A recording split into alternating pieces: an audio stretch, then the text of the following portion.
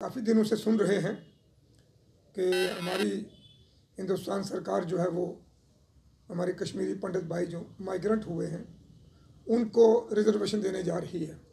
बहुत सारे बीजेपी के जो लीडरान हैं उन्होंने दिल्ली से बयान भी दिए हैं कि ये माइग्रेट हुए हैं, इनसे ज़्यादती हुई, इनको अपना हक मिलना चाहिए और हम इसका वेलकम करते हैं। मैं बाइस्ते शिया फेडरल सदर होने के नाते हम सब मुस्लिम कम्युनिटी की तरफ से मैं कह रहा हूँ कि हम इनका वेलकम करते हैं, हमें इसमें कोई दुख नहीं है।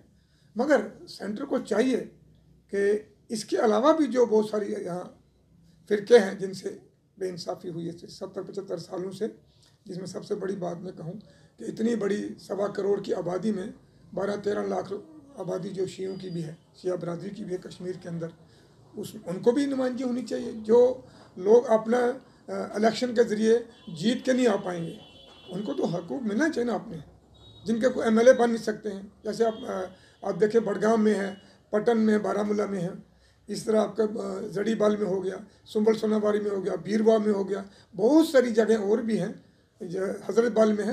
तो अक्सरी जो है 20-20, 15-15 हज़ार की वोटर की वहाँ हमारी आबादी है रहे हैं। उसके अलावा जो हमारे जम्मू के जो 47 के जो बेचारे यहाँ महाजरीन लोग जो हैं जो यहाँ बैठे हुए हैं पिछले 70-75 साल से, उनका भी कोई माई बाप नहीं है, उनका भी कोई नुमाइंदा नहीं है।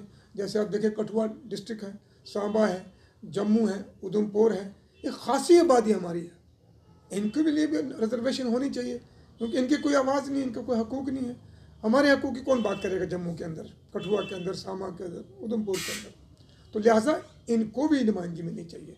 उसके अलावा हमारी सिख बरादरी है, वो भी यहाँ मिनॉरिटी में है, उनका भी कोई नुमाइंदा चुन के इलेक्शन में नहीं आ सकता है, उनको भी अकोमोडेट करना चाहिए।